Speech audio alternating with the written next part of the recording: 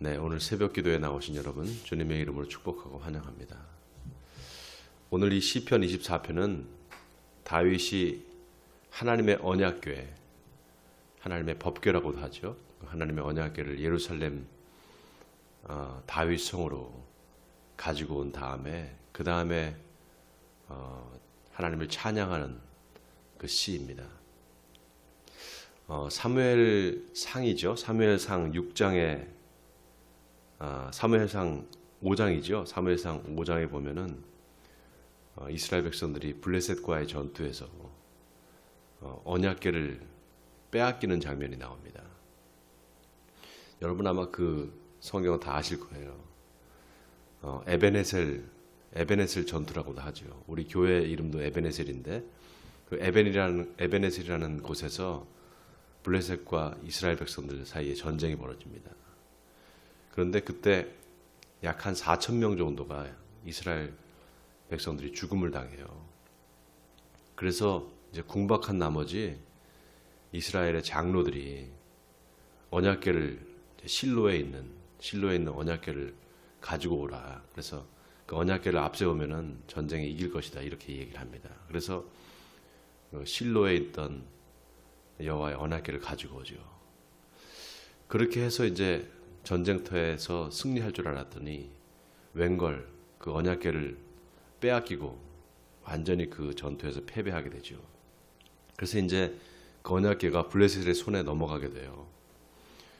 그런데 그 언약궤가 이제 블레셋이 믿었던 그 우상이죠. 다곤 신전에 언약궤를 갖다 놓는데 다곤 신전이 다곤이 어떤 신인가 하면은 물고기 신입니다. 그래서 몸통은 사람이고 이제 이 하체 쪽은 물고기예요. 그래서 그런 신전에다가 이제 언약궤를 갖다 놨는데 그 다곤 신이 이제 부서져 가지고 그 언약궤 앞에 이제 목하고 이제 몸통이 다 부러져 가지고 널브러져 있단 말이죠. 그래서 블레셋 사람들이 깜짝 놀라 가지고 이제 별로 좋지 않은 징조잖아요. 아니나 다를까 그 언약궤가 가는 곳마다 블레셋 사람들이 저주를 받습니다. 그래서 막 전염병이 돌고 막 그렇게 해서 사람들이 많이 죽는단 말이죠. 그러니까 이 블레셋 사람들이 언약궤를 갖고 온 것을 후회하면서 언약궤를 다시 이스라엘 백성들한테 돌려줘야 되겠다 이렇게 생각을 하고 언약궤를 돌려줍니다. 그 돌려주는 과정에서 여러 가지 이제 이야기들이 많이 있는데 아무튼 그 에베네셀 전투에서 그 엘리 제사장과 또 엘리 제사장의 두 아들이죠. 홈니와 비느하스가 결국 죽임을 당합니다. 하나님께서 사무엘 선지자에게 약속하신 그 예언의 말씀이 있어요. 엘리 제사장이 지은 죄는 어떻게 해서든지 그거는 용서가 안 된다. 엘리 제사장의 대를 끊겠다고 하나님께서 말씀하시는데 그 에베네셀 전투에서 엘리 제사장도 죽고 두 아들 홈니와 비느하스가 죽죠. 근데 그 비느하스의 이제 부인이었죠. 비느하스의 부인이 마침 이제 아기를 놓으면서 이제 죽게 됩니다. 그러면서 이카봇이라고 하고 이제 죽었는데 그 이카봇이라는 말의 뜻이 하나님의 영광이 떠났다 이런 뜻이란 말이죠. 아니나 다를까 정말 하나님의 그 영광이 사실 언약궤 아니겠습니까? 그 하나님의 영광의 그 표상이라고 할 수 있는 언약궤가 이제 결국 빼앗기게 되고 이스라엘이 이제 큰 어려움을 겪게 되는데 아무튼 그 언약궤가 결국 그래서 어떻게 되는가 하면 이스라엘 백성들한테 다시 이제 언약궤를 돌려주게 되는데 그 언약궤가 기랏 여아림이라는 곳에 이제 있게 됩니다. 근데 그 기랏 여아림에서 이제 다윗이 그 언약궤를 메고 온단 말이죠. 근데 그 기랏 여아림에서 메고 오다가 또 어떤 일이 있었는가 하면은 그 언약궤를 수레에다가 이제 얹어가지고 다윗성으로 오는 과정에서 수레가 흔들리는 바람에 그 우사라는 사람이 그걸 이제 수레를 딱 붙잡는 순간 하나님께서 그 우사를 치셔가지고 우사가 죽게 됩니다. 그래서 거기를 베레스 우사다 이렇게 말하잖아요. 베레스 우사라는 말이 페레스라는 말이 찢다 이런 뜻이에요. 치다 또는 찢다 이런 뜻인데 베레스가 거기서 이제 죽게 되죠. 우사가. 그래서 베레스 우사 이렇게 되는데 그래서 다윗 성으로 옮겨오는 것을 다윗이 이제 두려워합니다. 그래서 거기다가 잠깐 놔둬요. 어디다 놔두는가 하면 이제 오벳 에돔의 집에다가 놔둔단 말이죠. 가드 사람 오벳 에돔의 집에. 그러고 난 다음에 이제 오벳 에돔의 집에 하나님께서 축복을 해주세요. 그거를 다윗이 듣고 다시 이제 그 언약궤를 다윗 성으로 옮겨온단 말이죠. 그래서 결국 다윗 성으로 이제 안치가 되는 거예요. 그 다윗 성에서 이제 결국 어떻게 됩니까? 그 언약궤가 나중에 솔로몬이 성전을 짓고 난 다음에 솔로몬 성전에다가 이제 언약궤를 최종적으로 안치하는 거죠. 자, 그 언약궤를 다윗성에도 옮겨오고 난 다음에 쓴 시가 바로 오늘 시편 24편이란 말이죠. 자, 오늘 다윗이 쓴 시를 우리가 한번 좀 볼 텐데 먼저 24장 1절을 한번 보세요.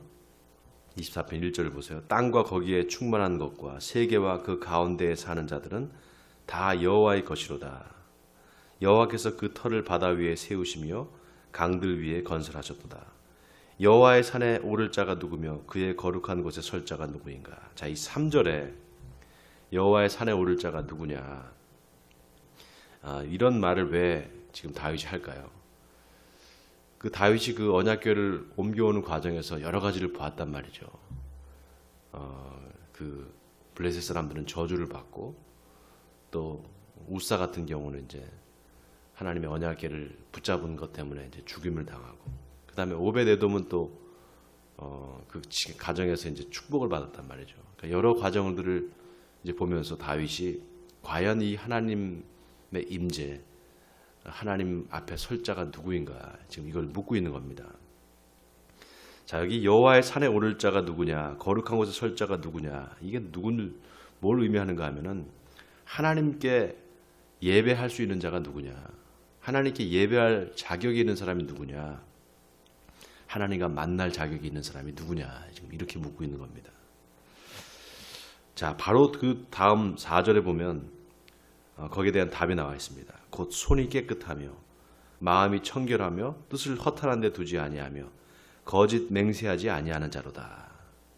하나님 앞에서 정직한 사람, 진실한 사람, 그 양심이 부패하지 않은 사람, 거짓말하지 않는 사람, 그 사람이 바로 하나님 앞에 설 것이다. 하나님을 예배할 수 있는 자격이 바로 그 사람한테 있다. 지금 이렇게 이야기하고 있습니다. 마태복음 5장 8절에 보면 예수님께서 산상수훈을 하시잖아요. 그때 제일 처음에 하신 말씀이 뭐냐 하면 마음이 청결한 자는 복이 있나니 저가 하나님을 볼 것이며 이렇게 말합니다. 그러니까 하나님을 대해서 하나님 앞에서 설 수 있는 자가 누구냐, 마음이 청결한 자다, 마음이 깨끗한 자다, 이렇게 말하는 거죠. 또 잠언서 2장 7절에 보면 하나님께서 정직한 자에게 완전한 지혜를 예비하신다, 이런 말씀이 나옵니다. 정직하다는 건 뭐냐, 하나님 앞에서 정직한 사람, 그 사람은 하나님께서 예비하신 완전한 지혜를 그에게 주실 것이다, 이 말이잖아요. 그 완전한 지혜, 이 지혜는 세상 지혜가 아니죠. 하나님을 아는 완전한 지혜, 바로 누구를 얘기하는 겁니까? 하나님을 아는 완전한 지혜를 갖고 계셨던 분, 바로 예수 그리스도를 이야기하는 거란 말이죠. 그러니까 이 말씀도 결국 어떻게 되는가, 예수 그리스도와 연결이 됩니다. 제가 그랬죠. 성경 어느 부분을 펴도 예수 그리스도의 채취를 느낄 수 있어야 되고 예수 그리스도를 만날 수 있다. 성경 어디를 펴도 오늘 이 시편 24편에도 바로 이 예수 그리스도가 암시되어 있습니다. 왜냐하면 여러분, 언약궤라는 그 상징, 소위 얘기하는 언약궤, 법궤가 누구를 예표하는가? 바로 예수 그리스도를 예표하는 거예요. 제가 여러 번 말씀드렸죠. 언약궤 안에 그 성물이 3개가 들어있는데 그 성물이 뭐라 그랬습니까? 첫째는 십계명 돌판, 그 다음에 아론의 쌍난 지팡이, 그 다음에 만나 항아리, 이렇게 3개가 들어있다고 그랬잖아요. 근데 그게 다 예수 그리스도를 의미한다 그랬죠. 십계명 돌파는 뭡니까? 예수님께서 그러시잖아요. 나는 율법을 폐하러 온 것이 아니라 완성하러 왔다 그러셨단 말이죠. 그 다음에 나는 곧 부활이요 생명이니 나로 말미암지 않고는 아버지께로 올 자가 없느니라. 부활이요 생명이다. 근데 거기에 아론의 쌍난 지팡이는 바로 부활을 상징한단 말이죠. 죽었다가 다시 살아나는 부활을 상징하는 것이고, 그리고 만나 항아리는 뭐를 의미합니까? 나는 하늘에서 내려온 산 떡이다 이렇게 말씀하셨단 말이에요. 그러니까 언약궤 그 자체가 바로 예수 그리스도의 몸을 상징하는 거예요. 자, 그래서 바로 예수 그리스도를 만날 수 있는 분, 만날 수 있는 사람, 그 예수 그리스도를 경배할 수 있는 사람이 누구냐? 바로 마음이 깨끗한 사람이다, 정결한 사람이다라는 거죠. 우리가 예수님을 잘 믿는 사람, 그 사람을 보면 신앙이 온전한 사람, 참 신앙생활을 열심히 하고 잘하는 사람, 그 사람을 보면은 진실한 사람입니다. 마음에 두 마음을 품은 사람은 예수를 믿다가도 자꾸 다른 길로 가요. 제 경험상 제가 이렇게 여러 사람들을 이렇게 보잖아요. 신앙생활 하던 사람들이 갑자기 신앙생활 안 하고 다른 데로 가거나, 또 이제 예수님을 믿다가 안 믿는 사람들을 가만히 보면은 뭔가 그 사람이 진실되지 못하고 좀 이렇게 뭐라 그래야 되나요? 이중적이라 그럴까요? 그런 사람들이 많아요. 하나님 앞에 진실한 사람, 그 사람이 하나님께서 그 사람의 신앙도 지켜주십니다. 왔다 갔다 하는 사람은 온전하게 신앙생활을 할 수가 없어요. 자, 4절 아까 읽었죠? 5절입니다. 그는 여호와께 복을 받고 구원의 하나님께 의를 얻으리니 이는 여호와를 찾는 족속이요 야곱의 하나님의 얼굴을 구하는 자로다. 자, 그다음에 7절을 보세요. 문들아 너희 머리를 들일지어다. 영원한 문들아 들릴지어다. 영광의 왕이 들어가시리로다. 영광의 왕이 누구시냐? 강하고 능한 여호와시요 전쟁에 능한 여호와시로다. 문들아 너희 머리를 들지어다. 영원한 문들아 들릴지어다. 영광의 왕이 들어가시리로다. 자, 여기 문들아 머리를 들지어다. 이 문들은 어떤 문일까요? 네, 이 문들은 성문을 얘기합니다. 성문. 그냥 집의 문이 아니고요. 성문을 얘기하는 거예요. 창세기 22장 7절에 보면 하나님께서 아브라함을 축복하시는 장면이 나와요. 하나님께서 그 아브라함한테 100세에 얻은 아들 이삭을 갖다 바치라는 그런 시험을 주시잖아요. 근데 그 시험에 이제 아브라함이 통과를 하죠. 그 다음에 하나님께서 아브라함을 축복해 주시는데 뭐라고 축복을 해 주시는가 하면은 네 씨가 대적의 문을 차지할 것이다 이렇게 말씀하세요. 네 씨가, 너의 후손으로 나올 바로 예수 그리스도가 그 대적의 문, 바로 사탄의 그런 어떤 권위라 그럴까요? 사탄이 갖고 있는 힘, 그것을 쳐부수고 사탄과의 전쟁에서 승리할 것이다 이렇게 예언을 하시듯이 하나님께서 아브라함을 축복해 주신단 말이죠. 바로 그러니까 예수 그리스도를 통해서 이루어질 하나님의 나라를 이야기하는 겁니다. 그래서 여기서 문들아 머리를 들을지어다 라는 것은 대적의 문을 부수고 하나님의 나라를 완성하실 예수 그리스도를 이야기하는 거란 말이죠. 자, 그런데 보세요. 놀라운 게 누구냐? 그 영광의 왕이 누구냐? 자꾸 이렇게 묻고 있습니다. 영광의 왕이 누구냐? 강하고 능한 여호와시요 전쟁에 능한 여호와시다라고 얘기하면서 다시 10절에 뭐라고 얘기하는가 하면 영광의 왕이 누구냐? 만군의 여호와께서 곧 영광의 왕이시로다 이렇게 말합니다. 자, 이 만군의 여호와, 바로 이 만군의 여호와가 제가 말씀드렸죠. 여호와라는 그 신명, 하나님의 이름이 실은 이스라엘 민족만을 위한 신으로 비춰진단 말이죠. 왜 그런가 하면은 모세를 하나님께서 부르시는 장면에서 모세가 하나님께 이름을 묻습니다. 당신 누구냐고. 그때 하나님께서 모세에게 말씀해 주세요. 내 이름은 여호와라 이렇게 말씀해 주세요. 여호와라, 이것은 나의 영원한 표혼이라 그렇게 말씀하셨단 말이죠. 그러니까 여호와라는 이름이 하나님의 이름인데 그 이름은 사실 이스라엘 민족들을 애굽에서부터 해방시키실 해방의 하나님이시란 말이죠. 이스라엘 민족의 하나님. 그런데 만군의 여호와 이 말씀은 조금 달라요. 만군의 여호와라는 것은 만주의 주, 만왕의 하나님 이런 뜻이란 말이죠. 그러니까 이스라엘 민족뿐만 아니라 전 세계, 전 민족의 하나님이시다. 이렇게 지금 다윗이 얘기를 하는 거란 말이죠. 자, 그런데 놀라운 게 요한계시록 15장에 보면은 요한계시록에 보면은 모세의 노래가 나옵니다. 모세의 노래. 그리고 어린 양의 노래가 나와요. 우리 한번 성경을 찾아보겠습니다. 요한계시록 15장인데요. 요한계시록 15장 3절과 4절인데요. 제가 갖고 있는 성경 414쪽입니다. 네, 한번 보겠습니다. 네, 요한계시록 15장 3절과 4절을 우리가 한번 같이 한 목소리로 읽어보겠습니다. 찾으셨으면 읽겠습니다. 시작. 하나님의 종 모세의 노래 어린 양의 노래를 불러 이르되 주 하나님 곧 전능하신 이시여 하시는 일이 크고 놀라우시도다.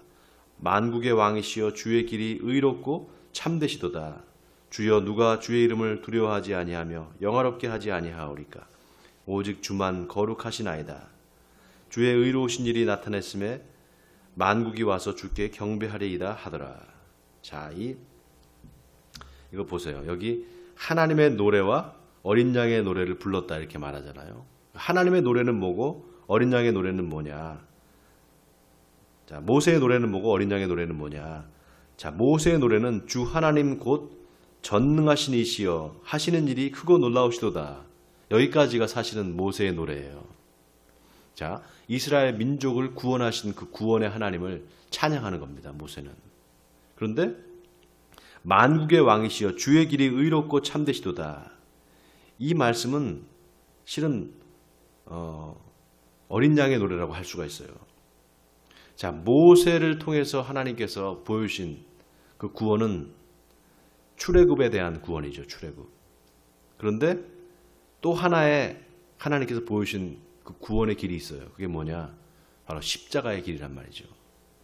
예수 그리스도를 통한 십자가의 구원의 길, 그걸 하나님께서 보여주신 거예요. 그래서 하나님의 구원은 이스라엘 민족의 출애굽으로부터 시작해서 예수 그리스도의 이 십자가의 구원까지 이게 바로 구원의 완성입니다. 구원의 시작과 끝이 바로 거기에 있어요. 모세의 노래로부터 시작해서 어린 양의 노래로. 그게 구원의 완성을 의미합니다. 그렇기 때문에 여기 만국의 왕이시여 주의 길이 의롭고 참되시도다. 이 말씀은 어린 양 예수 그리스도가 오셔서 이 땅에서 이루신 그 십자가의 구원을 이야기하는 거예요. 자, 그러면 그 만왕의 왕이 누구십니까? 바로 예수 그리스도죠. 지금 예수 그리스도를 찬양하고 있는 겁니다. 우리가 이 다윗의 시편 24편이 그래서 놀라우신 게 언약궤를 가지고 와서 예루살렘 그 다윗궁으로 가져와서 그 기쁨에 다윗이 노래한 이 시편인데 거기에는 예수 그리스도가 예표되어 있고 예수 그리스도를 통한 하나님의 구원의 완성이 파노라마처럼 그려져 있다라는 것입니다. 우리가 어느 성경의 어느 부분을 찾아도 바로 예수 그리스도를 느낄 수 있어야 되고 예수 그리스도를 찾을 수 있어야 되고 예수 그리스도를 만날 수 있어야 된다 이렇게 말씀드렸잖아요. 여러분 그 시각으로 성경을 보세요. 그 시각으로 성경을 보시면 분명합니다. 왜냐하면 성경 66권 전체가 바로 예수 그리스도를 이야기하고 있기 때문입니다. 왜 우리가 이렇게 예수 그리스도를 찾아야 되고 만나야 되는가? 예수 그리스도 안에 생명이 있기 때문에 그래요. 바로 예수 그리스도가 구원의 완성이자 시작이자 끝입니다. 예수 그리스도를 붙잡지 않으면 예수 그리스도를 만나지 않으면 신앙생활에 아무런 의미가 없어요. 그 예수 그리스도, 영원한 생명이신 예수 그리스도가 내 안에 있고 그 예수 그리스도와 함께 동행하는 삶, 그 삶이 바로 신앙생활입니다. 여러분 목표를 거기에 두시기 바랍니다. 내가 항상 내 안에 예수님을 모시고 산다. 예수님이 나와 함께 동행하신다. 이 마음을 가지고 살면은요, 하나님의 나라에 우리는 가게 될 것입니다. 반드시 천국에 들어가게 될 것입니다. 원하기는 오늘 이 말씀이 여러분에게 큰 도전이 되고 또 여러분의 마음에 위안이 될 줄 믿습니다. 그래서 오늘 이 말씀을 붙잡고 오늘 하루도 승리하시는 여러분 되시기를 주님의 이름으로 간절히 축원드립니다.